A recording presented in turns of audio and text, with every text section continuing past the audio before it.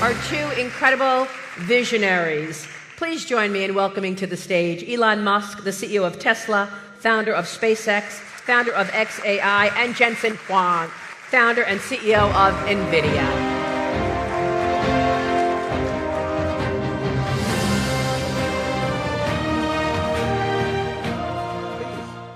Please have a seat. Now I'm sure we can do a bigger round of applause for one of the greatest two leaders of our history.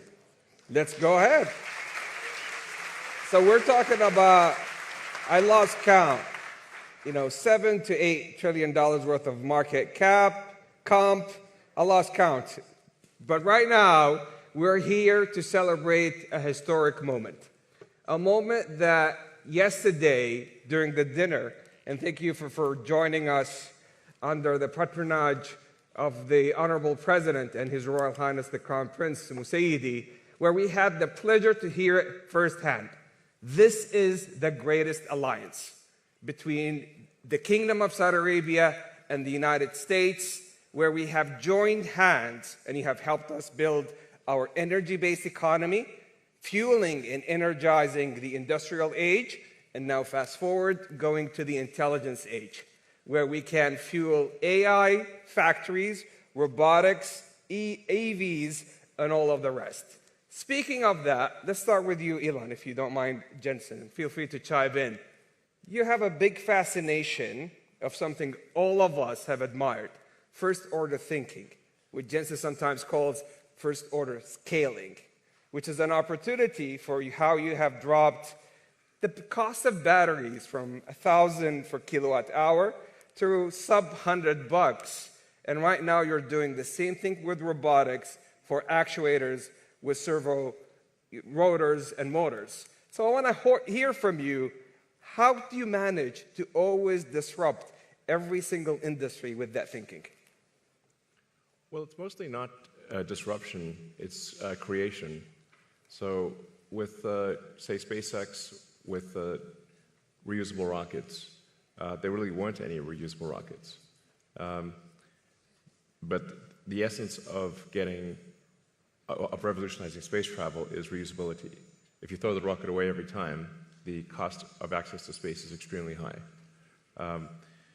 With respect to electric cars, there weren't any electric cars when we started making them, really. You couldn't buy any, to the best of my knowledge. So with Tesla, we wanted to make electric cars compelling and affordable. That was the goal.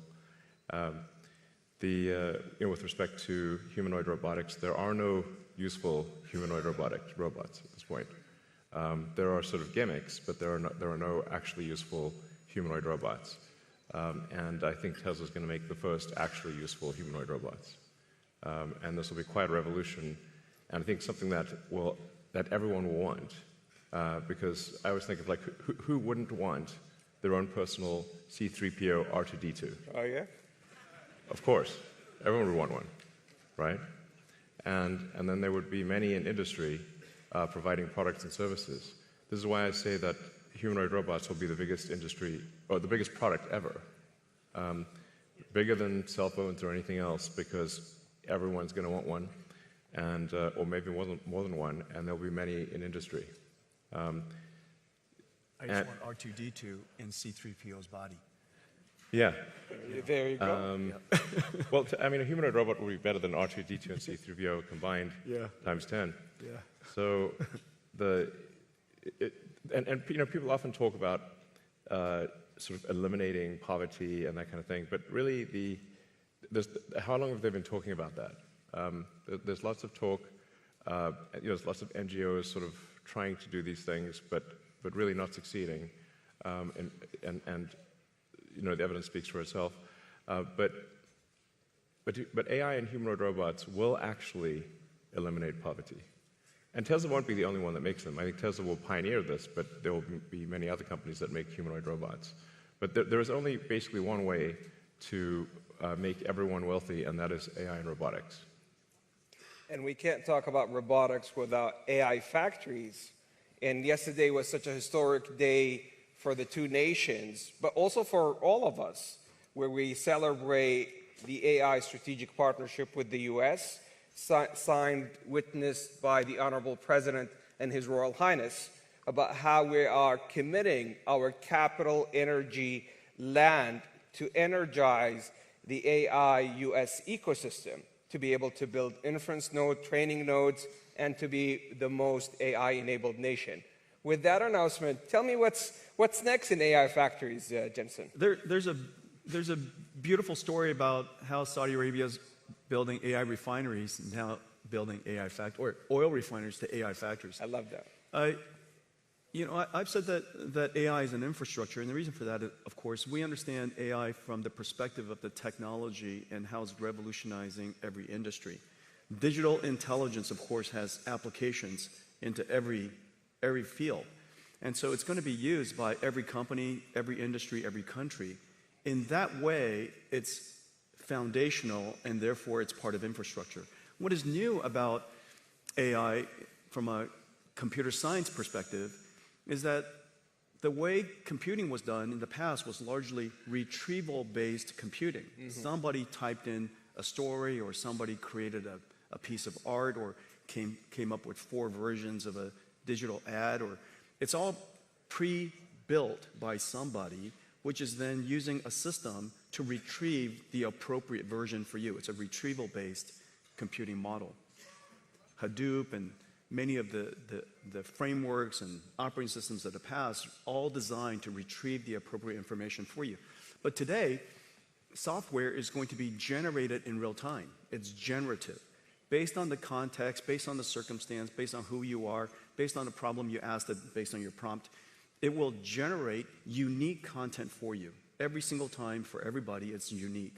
When you use Grok, every time you use it is different.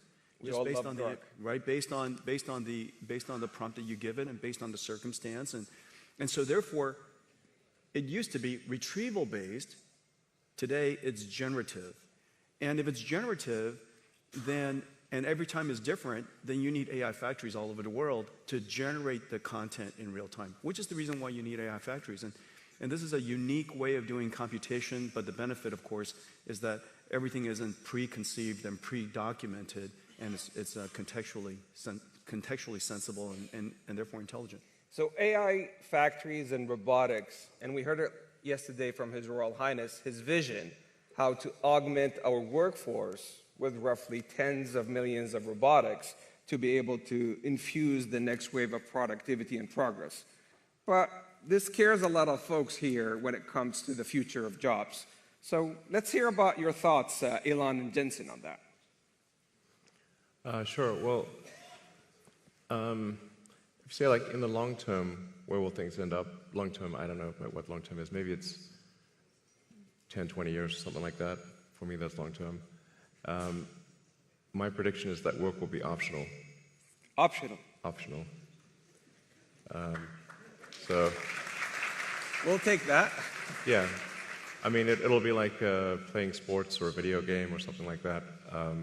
If you want to work, in the same way, like you can go to the store and just buy some vegetables, or you could grow vegetables in your backyard. It's much harder to grow vegetables in your backyard, but some people still do it because they like growing vegetables. That will be what work is like, optional. Now, between now and then, there's actually a lot of work to get to that point. And I always recommend people read Ian Banks' culture books to get a sense for what a probable positive AI future is like. And interestingly, in those books, money doesn't exist. It's kind of interesting. And my guess is, if you go out long enough, assuming there's a continued improvement in AI and robotics, which this seems likely, the money will stop being relevant at some point in the future. Now, there will still be constraints on power, like electricity and mass. The fundamental physics elements will still be constraints, but I think at some point currency becomes irrelevant. Jensen, any thoughts?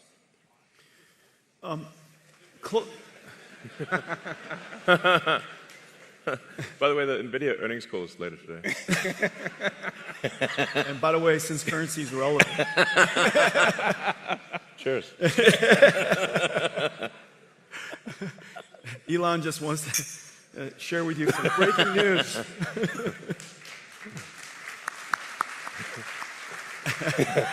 The two of us would like to share some breaking news. Let's see. I would say there's different horizons you could look at. Everybody's jobs will be different. I think that's for sure.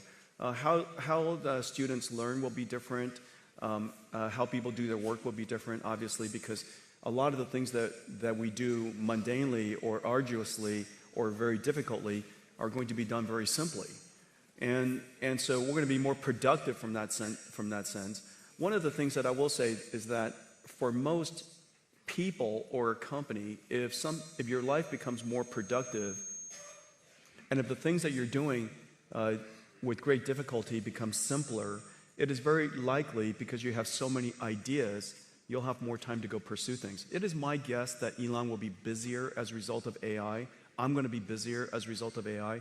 And the reason for that is because we have so many ideas we want to pursue, so many things that we still have in our backlog inside our company that we can go pursue. If we were more productive, we can get to those things faster. And so in the near term, I would say that there's every evidence that we will be more productive and yet still be busier because we have so many ideas. One thing that I will say, give you some evidence, is that, and I was just telling Elon about this earlier, radiology, for example, has largely been converted to AI-driven radiology, and there's some really great companies doing that. And the surprising thing is the prediction that all radiologists would be the first jobs to go was exactly the opposite. The trend shows that there are more radiologists being hired now as a result of AI. And the reason for that, if you take a step back, it's because the goal of a radiologist is not to study the images. The goal of a radiologist is to diagnose a disease. Now the studying of the images became so productive, they could study more images, study more modalities, spend more time with the patients. And as a result, they're actually accepting more patients. We're doing more radiology all around the world. We're doing a better job with diagnosing disease. And so that's kind of the near-term outcome of AI and productivity. And we'll see what happens long term. You know, when currency doesn't matter anymore, just let me know right before. You'll see it coming. You'll see it coming. We text often, so just yeah, we do. Yeah, just text it out. Well, yeah, let me know. I kind of agree with both of you, because if you look at every technological trend, every general purpose technology has been net new positive for the globe, for humanity, and so forth. And let me share with you two case studies. And Your Excellency, I think it's precisely the reason for that is because all the great ideas from innovators like Elon, that you have so many good ideas that and AI, Jensen as well. Yeah, well, Indeed. Thank you. So let me share with you two stories from two Saudi innovators in collaboration with a lot of the great work that NVIDIA does, that Grok does. One is Professor Omar Yagi. All right. Let me say that again. One is Professor Omar Yagi, who is... I might need to move the mic. All right. Here, come on, we'll share this one. All right. So now... Get closer. Let's try this one more time. So one of them is Professor Omar Yagi, who's the first American Saudi to win a Nobel Prize in creating new chemistry. And the way he has done that, he has leveraged your AI accelerators and models like Grok to be able to create new chemistry when it comes to metal organic frameworks. Those are metal ions that are positively charged with organic linkers to be able to effectively create a sponge with 0.33 nanometers pores to capture water from air and also to capture carbon dioxide.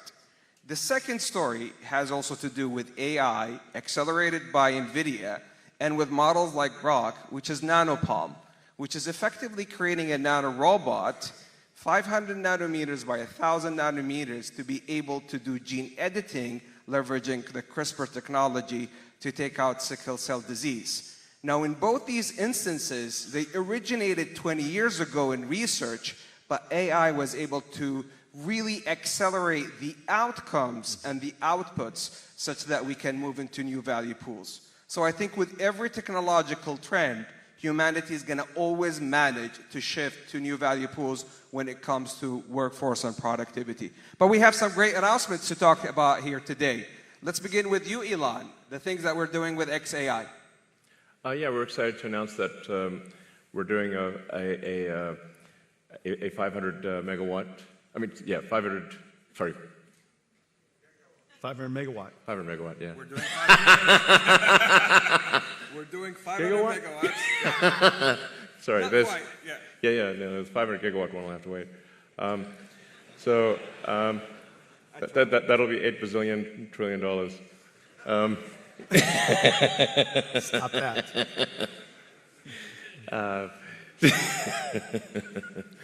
So yeah, we're doing a XAI, and the Kingdom of Saudi Arabia are doing a Humane, 500 megawatts, starting with 50 megawatts phase one, and we're doing it with NVIDIA. Yeah. Congratulations to the Humane team, to Targ and team, such a fantastic job. Jensen, I think we're also doing some great announcements this week. We are? Yeah. We're announcing all kinds of things. Our partnership with Humane is going incredibly well. First of all, we worked together to get this company started and off the ground, and just got an incredible customer with Elon. Could you imagine a startup company, approximately $0 billion in revenues, now going to build a data center for Elon? 500 megawatts is gigantic. This company is off the charts right away.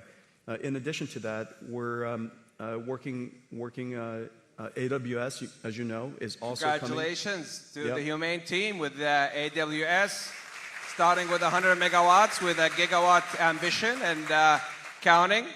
So AWS is also coming to Humane. We're working with Humane on Omniverse digital twins. As you know, that AI is not just, just agentic AI and chatbots and cognitive AI is incredibly important to the world. But AI applies to everything, chemicals and proteins and genes and physics and fluid dynamics and particles and, of course, robotics and activation. And we created this world called Omniverse where robots can learn how to be good robots. And it's physically based, it obeys the laws of physics, and so robots can learn in these environments. And we're working with Humane to apply Omniverse to all kinds of digital factories and robotics and warehouses and things like that. And so that's another. We're also working in Saudi Arabia to build supercomputers to simulate quantum computers, and using our computers to be the controller and the error correction. Quantum error correction requires an enormous amount of computation, and so we're doing a lot of great work there too. So a big partnership with Humane. They're off the charts, off the ground and off the charts at the same time. This is how we walk the talk in the Kingdom of Saudi Arabia in partnership with the US. Yesterday, the President and His Royal Highness announced the AI Strategic Framework and Partnership. Today, we're going big with Elon and Jensen. So thank you for those opportunities. Now, they told me I have time for two last questions. So last night at the dinner, I got a number of questions because it seems that the schedule leaked. And everybody was giving me hints about the last two questions I'm going to do. So the first one was for you, Elon. And there's a big one for you, Jensen. So prepare for that one. AI in space, is that possible? Yes. If civilization continues, which it probably will, then AI in space is inevitable. You know, I always have to preface that, you know. We shouldn't take civilization for granted. We need to make sure to take care to ensure that civilization has an upward arc. I mean, any student of history knows that civilization does not always have an upward arc, and in fact, civilizations have life cycles. So hopefully we are in a strong upward arc. I think we are for now, but we don't want to take that for granted or be complacent. But the way to think of AI in space is that in order to achieve any meaningful percentage of a Kardashev-2 scale civilization, where you're using even a millionth of the sun's energy, you must have solar-powered AI satellites in deep space. So that once you realize, like, once you think in terms of a Kardashev-2 scale civilization, which is what percentage of the sun's energy are you turning into useful work, then it becomes obvious that space is overwhelmingly what matters. Overwhelmingly, the sun only receives roughly 1/2 billionth of the Earth only receives roughly 1/2 billionth of the sun's energy. So if you want to have something that is, say, 1,000,000 times more energy than Earth could possibly produce, you must go into space. So this is where it's kind of handy to have a space company, I guess. Sell the book. Easier to cool chips in space, too. Yes. Easier to cool chips in space. Yeah. Yes, there's definitely no water in space, so you're going to have to do something that doesn't involve water. Just hang out. Well, you just got to radiate. That's right. So my estimate is that actually that the cost of electricity, like the cost effectiveness of AI in space will be overwhelmingly better than AI on the ground. So long before you exhaust potential energy sources on Earth, long before, meaning, like, I think even perhaps in the 4 or 5 year time frame, the lowest cost way to do AI compute will be with solar-powered AI satellites. So I'd say not more than 5 years from now. Wow. And just look at the supercomputers we're building together. Let's say each one of the racks is 2 tons. Out of that 2 tons, 1.95 of it is probably for cooling. Right. Oh, yeah. Just imagine how tiny that little supercomputer is, right? Each one of these GB300 racks will just be a little tiny thing. And just electricity generation is already becoming a challenge. So if you start doing any kind of scaling for both electricity generation and cooling, you realize, okay, space is incredibly compelling. So, like, let's say you wanted to do, I don't know, 200 or 300 gigawatts per year of AI compute. Yeah. It's very difficult to do that on Earth. The U.S. average electricity usage, last time I checked, was around 460 gigawatts per year average usage. So something like, say, at 300, if you're doing 300 gigawatts a year, that would be like 2/3 of U.S. electricity production per year. Yeah. There's no way you're building power plants at that level. And then if you take it up to, say, 1 terawatt per year, impossible. Yeah. Like, you have to do that in space. There just is no way to do 1 terawatt per year on Earth. And in space, you've got continuous solar. You've got you actually don't need batteries because it's always sunny in space. That's right, exactly.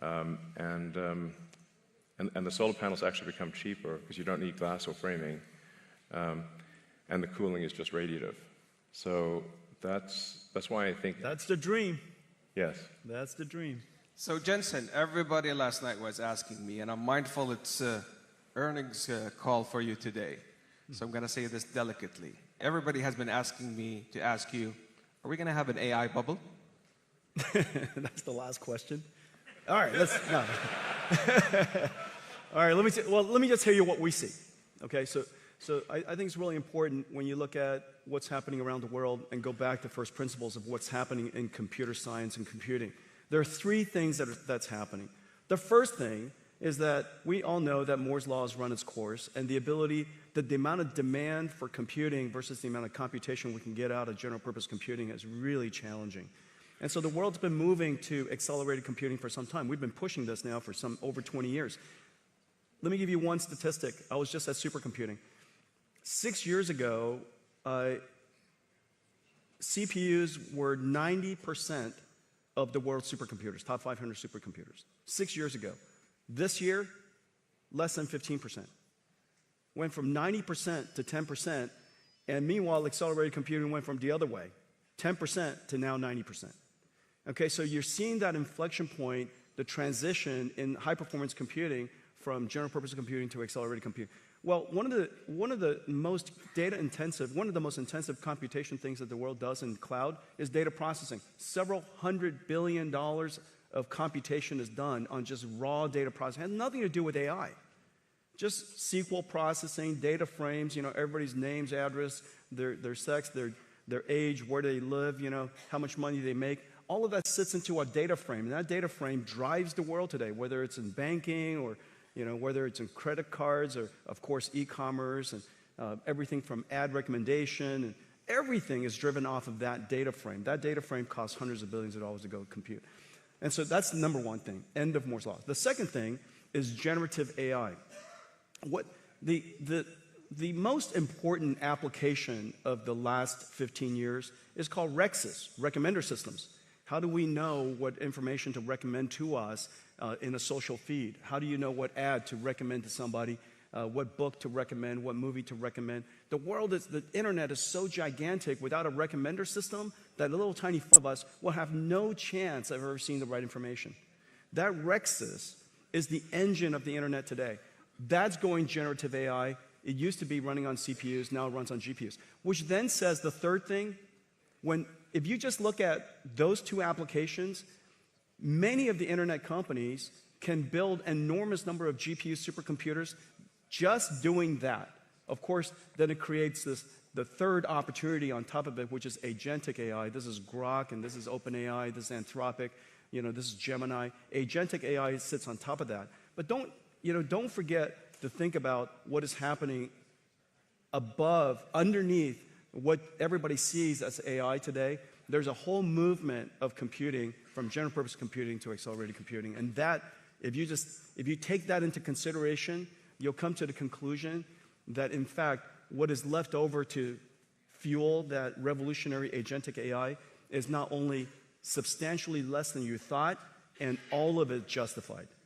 Well, I was just informed by the team that my boss and your bosses is going to talk next, the Honorable President and His Royal Highness the Crown Prince, and hence we ran out of time. But in essence,